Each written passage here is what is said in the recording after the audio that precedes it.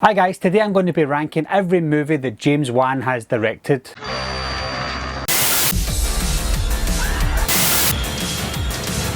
Everybody's a suspect! Coming to get you, Bobber. Wolfman's got Nards!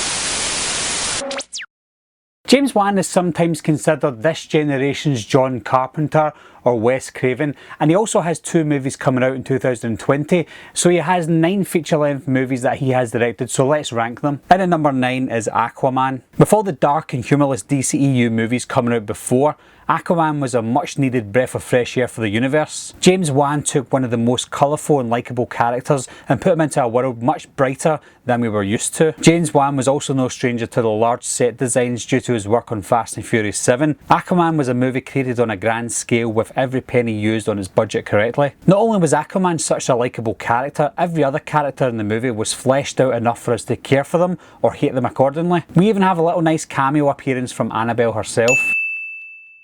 And at number 8 is Insidious Chapter 2. A lot of sequels to popular and effective horror movies can turn out pretty awful, but one thing Insidious Chapter 2 had going for it from the beginning was the return of the cast from the first movie, as well as the director, James Wan. He took all the creepy elements from the first movie and utilised those elements in the sequel. My only issue with the sequel was the lack of surprise. The element of surprise and the effectiveness of the movie was still there, but it felt watered down because it couldn't outdo with what the first movie done. Regardless of that, it was still a fantastic sequel and a great platform for what could be a solid franchise. And at number 7 is Insidious. I'm not a massive fan of movies that flesh out demonic possession or haunted house stories. The reason being is it can get very silly very quickly. James Wan finds the perfect balance with Insidious though. He sometimes goes a little too far but makes up for it by giving us a nightmarish look at what such a world could look like. Insidious also gives us some of the most memorable haunting scenes that you have to watch on numerous occasions just to see what you missed the first time, and when you see them for the second time, you get the sweats.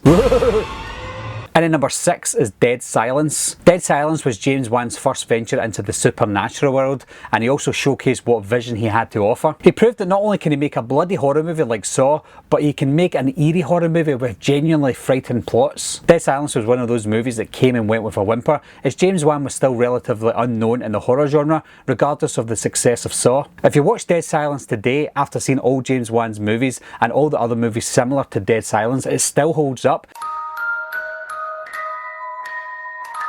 And that creepy tune. And at number 5 is The Conjuring 2. Despite James Wan choosing a case file that virtually had nothing to do with the Warrens and was widely known as a hoax, he still manages to find that frightening and believable story within the world of the Conjuring universe. He clearly done his homework with the story as he dips his toes into this "is this real or a hoax" territory, which makes for a satisfying viewing for those who know about the story. The Conjuring 2 also introduces more scary characters like the Crooked Man and Valak. Sometimes too many is a little too much though. Personally, I could have done without the Crooked Man as it got a little bit too far-fetched, but Valak was a very effective character, one that was so effective that she got herself her own spin-off. And at number 4 is Saw. This was the introduction of James Wan and Lee Manel. Not only was this a bloody horror movie, it was a thought-provoking one too. A horror movie with an actual storyline. A horror movie that lay everything on the table straight from the beginning and we didn't even notice it. That's what you call clever filmmaking. Saw was the beginning of one of the most successful franchises in horror history in terms of box office. The movies may have degraded after each sequel, but there is no denying that the first was the best. The character of Jigsaw was also one of the greatest villains of recent times. He was smart, relatable, and to top it off, he didn't directly kill anyone. That for me is just pure genius from James Wan. And at number 3 is Fast and Furious 7. I'm a sucker for the popcorn action movies with no plot, and the Fast and Furious franchise is one that I can always get behind,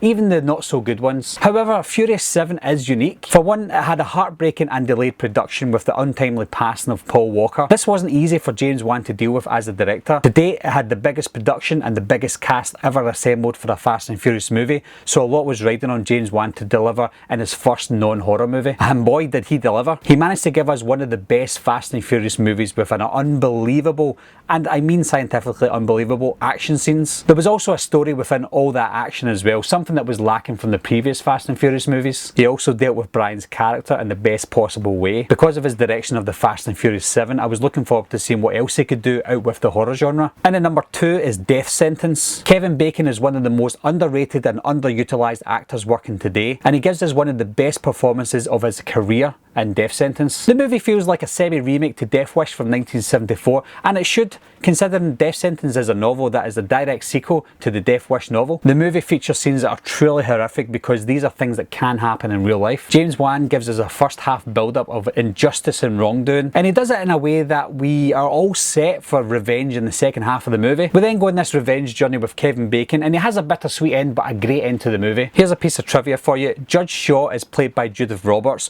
who also played Mary Shaw. Another nice little James Wan universe Easter egg. And at number 1 is The Conjuring. I don't get scared during movies anymore because I am an adult, but 29-year-old me came out of the cinema back in 2013 actually shaken and disturbed. There's been many movies based on paranormal activity over the years. Some have been moderately effective, but others have just fell flat on their face. James Wan took a relatively unknown case and built a world within it and around it. When you watch the movie, you feel like you're actually back in the early 1970s. You feel like you know the Perrin family personally, and you also feel like you are slowly becoming a paranormal investigator, just like the Warrens. After the movie cements itself on what it's trying to achieve, it changes pace again in the last third. It introduces an exorcism that quite frankly felt so realistic. I've not been to many exorcisms in my life, but this one felt so real, and it pretty much scarred me for life. The movie plays host to many scenes that were truly unforgettable, such as the hide and seek clap scenes, the laundry scene, and the wardrobe scenes, amongst others. James Wan didn't rely on jump scares, which is why this movie works so well. There were scenes that lasted 5 or 6 minutes that kept the audience waiting. Sometimes nothing happened, sometimes something did happen, but whether we've seen something or not, it was still terrifying. Even that title card was frightening.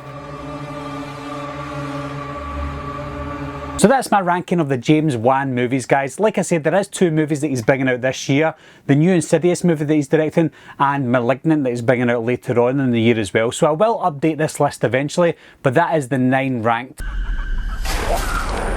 As always, guys, leave your comments down below. Let me know how you would rank James Wan's movies. If you've not seen them all, at least give me your top 2 or 3 James Wan movies down below. Anyway, guys, thanks a lot for watching and thanks for subscribing. I'll see you soon. Bye-bye.